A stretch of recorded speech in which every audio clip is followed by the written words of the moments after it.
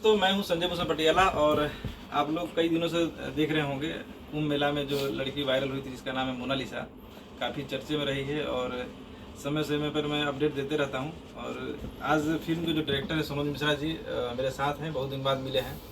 सब लोग बोलते हैं कहाँ है ये आदमी, खोजना मुश्किल था। कब तुरंत फ्लाइट से दिल्ली, तुरंत देहरादून, तुरंत यूपी, तो कभी झारखंड, तो कभी मध्य प्रदेश, कहाँ कहाँ की यात्रा होती है उनको पता नहीं होती है।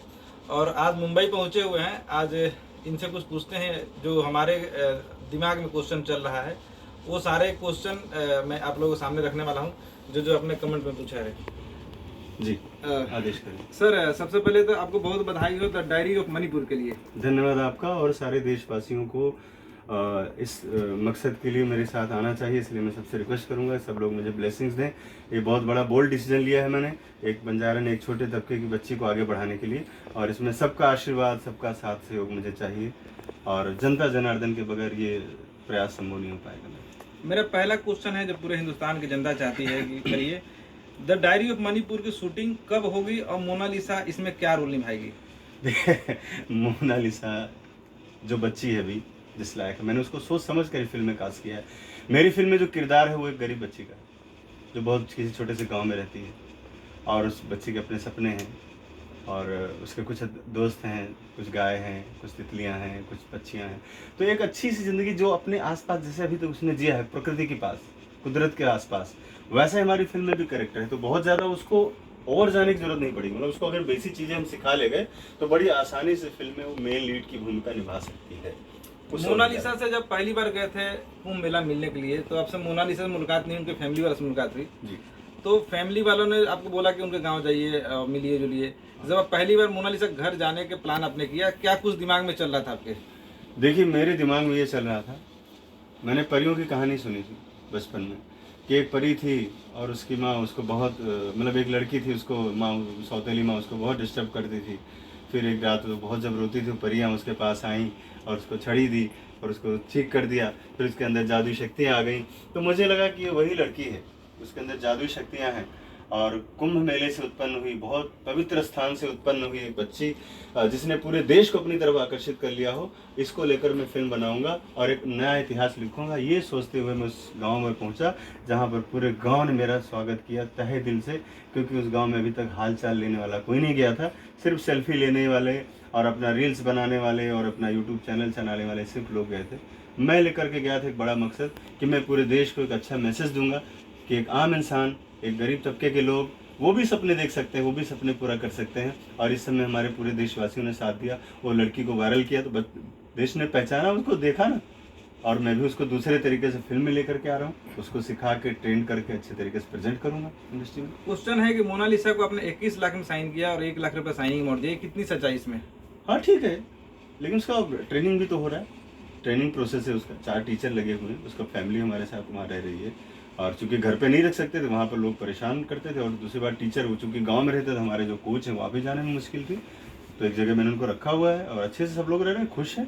हाँ, थोड़ा ये सब चीज़ें जो आती हैं तो थोड़ी देर के लिए डिस्टर्बेंस तो हो जाता है, क्या बात है, कहीं ऐसा ना हो जाए, कहीं वैसा ना हो जाए, कहीं जेल ना हो जाए मनोज मिश्रा। ऐसा कुछ नहीं हो सकता। ये तो मैं जानता हूँ कि मेरा नाम लेकर लोग मीडिया में आना चाहते हैं, चर्चा करना चाहते हैं, ताकि उनकी जो सोई हुई आत्माएं वो फिर से बाहर आ जाएं, लोग उनको जान जाएं कि जिंदा हैं, क्योंकि अपने कर्मों से तो मर चुके हैं वो, अब इसी बहाने जिंदा होना चाहते हैं। उनको सोशल मीडिया पे 15-16 लाइक भी नहीं मिलते थे, आज वो चैनल पे बैठ के डिबेट कर रहे हैं। क्यों? मेरा नाम लेके, क्योंकि मैंने अपना नाम बड़ा किया है, बड़े काम करके, बड़े काम करके। मोनालिसा जो इस फिल्म में है, साथ में जो हमारे फिल्म के हीरो हैं राजकुमार राव के बड़े भाई अमित राव नाम है उनका जी। अमित राव जी इस फिल्म में क्या कुछ करेक्टर हैं मोना जी के साथ में?